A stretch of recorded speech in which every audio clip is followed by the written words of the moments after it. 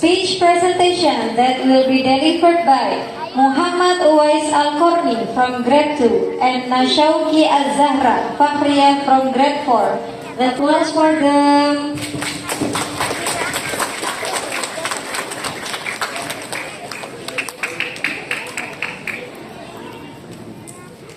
Assalamualaikum warahmatullahi wabarakatuh.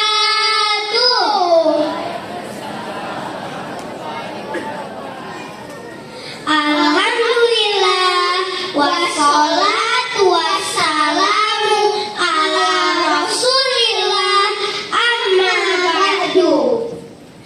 Ayah bunda yang kami cintai, kami akan berbincang-bincang tentang the golden age of Islam, masa kejayaan umat Islam.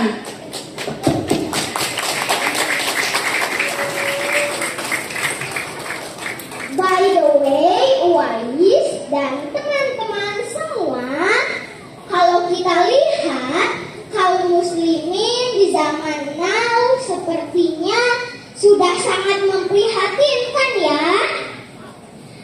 I agree with you, Hanasha. Mereka tertinggal oleh orang-orang barat. Tingkat pendidikannya pun begitu. Dan kekuatan kaum muslimin menjadi lemah. Lihat saja saudara-saudara kita di Palestina. Mereka disakiti, dizalimi oleh Zionis Yahudi.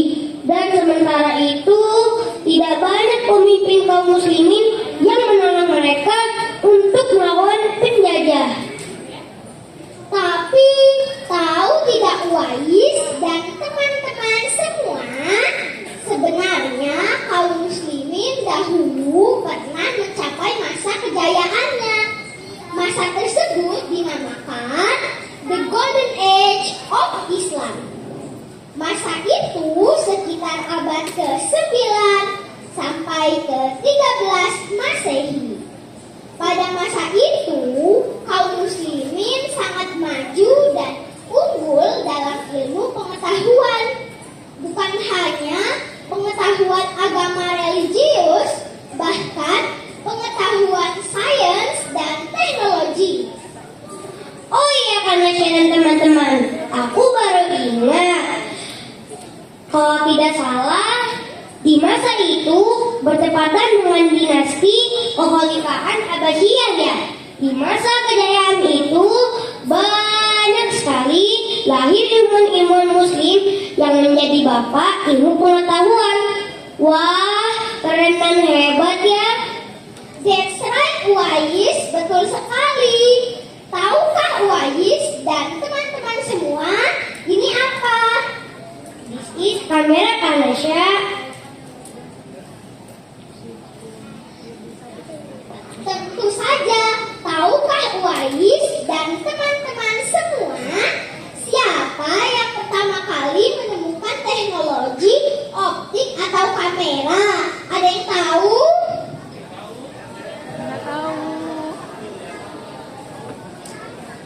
Nah, yang pertama kali menemukan teknologi optik atau kamera adalah seorang ilmuwan muslim yang bernama Ibnu Al-Haytham.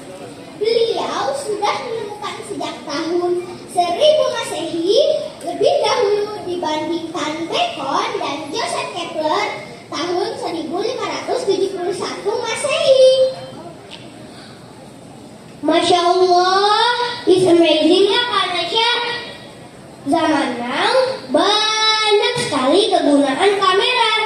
Coba saja lihat di setiap smartphone, pasti ada kameranya. Kalau tidak ada kameranya, pasti tidak akan ada gambar di televisi, YouTube, TikTok, Instagram, dan media sosial lainnya. Oh iya, tidak hanya itu Uwais dan teman-teman semua, yang tidak kalah hebatnya lagi, umat Islam memiliki seorang bapak matematika yang diakui dunia, dan banyak sekali ilmuwan barat menjadi sebagai rujukan. Teman-teman semua, selama ini kan kita belajar matematika di sekolah. Tahukah siapa nama bapak matematika tersebut? Silahkan angkat tangan. Ya, betul sekali. Beliau adalah Al-Khawarizmi yang lahir di Uzbekistan tahun 780 Masehi. Beliau menemukan angka 0 dan orang yang pertama kali menjelaskan angka 0. Bisa dibayangkan Uwais dan teman-teman semua, jika kita tidak mengenal angka 0, mungkin kita tidak akan pernah bisa menggunakan teknologi seperti laptop, komputer, dan internet. Wah, kerennya Kak Nasya. Oh iya, aku juga ingat, ternyata pencipta rangkaian pesawat terbang pertama ternyata seorang muslim loh. Dialah Abbas Ibnu Firnas yang lahir pada tahun 810 Masehi di kota Andalusia, Spanyol. Ibnu Firnas berhasil terbang dengan prototipe atau model pesawat terbang sederhana dari kayu dan bulu. Meskipun ketika beliau mendarat tidak sempurna karena ia lupa memberikan rekor pada pesawatnya. Wah, ternyata beliau ya yang lebih dahulu menemukan rancangan pesawat terbang. Aku kira Wright bersaudara tahun 1903 Masehi. Oh iya, karena saya dan teman-teman, kalian tahu tidak dengan Ibnu Ismail Al-Ghazali? Beliau juga ilmuwan muslim hebat, sang penemu teknologi robotik pada tahun 1300 Masehi. Beliau yang lebih dulu menemukan teknologi robotik dan pneumatik dibandingkan ilmuwan barat seperti Leonardo da Vinci. Sungguh sangat banyak sekali manfaat dari teknologi robotik Uwais dan teman-teman semua. Seluruh alat industri canggih pasti sudah menggunakan sistem teknologi robotik.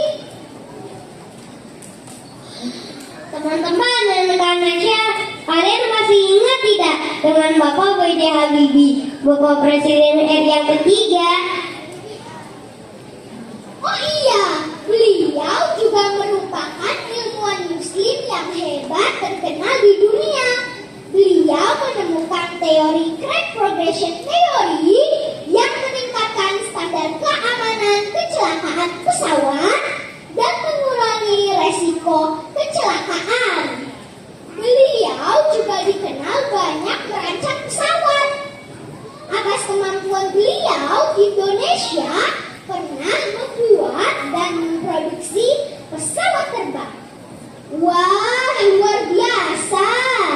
Sebenarnya orang muslim itu juga hebat-hebat ya Uwais dan teman-teman semua. Mereka jenius dan sungguh-sungguh. Dan tidak hanya itu, muslim Indonesia pun cerdas-cerdas dan jenius. Contohnya Eyang Habibie. Oleh karena itu Uwais dan teman-teman semua, kita sebagai generasi zaman now harus menjadi generasi penerus mereka supaya kelak ketika kita dewasa kita bisa menolong saudara-saudara kita yang ada di Palestina. Kunci kesuksesan mereka adalah banyak belajar dan membaca seperti firman Allah, Iqra bismi rabbikal ladzi khalaq. Bacalah dengan nama Rabbmu yang menciptakanmu. Yang kedua adalah bersungguh-sungguh. Tentunya dalam menuntut ilmu dan melakukan percobaan, mereka banyak sekali mengalami rintangan, kesulitan, dan hambatan. Tapi dengan bersungguh-sungguh semua itu akan menjadi mudah. Hayo, siapa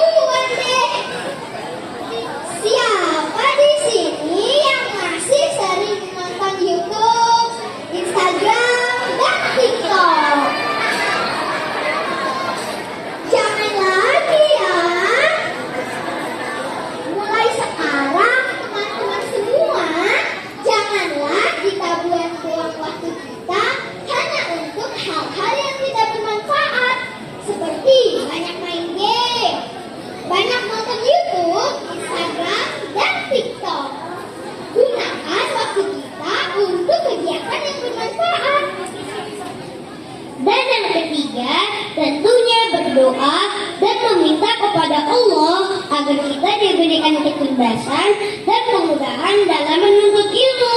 Dengan banyak membaca, bersungguh-sungguh, dan berdoa, insya Allah dunia akan ada dalam genggaman kita. Demikian teman-teman apa yang dapat kami sampaikan. Semoga memotivasi kita semua untuk bisa meneladani ilmuwan musim. Burung dara, burung cenderawasih. Cari dulu di Provinsi Papua. Cukup sekian dan terima kasih. Semoga bermanfaat untuk kita semua. Billahi taufiq wal hidayah.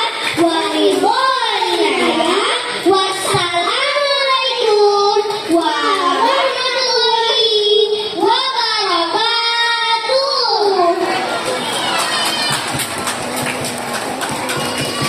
Masya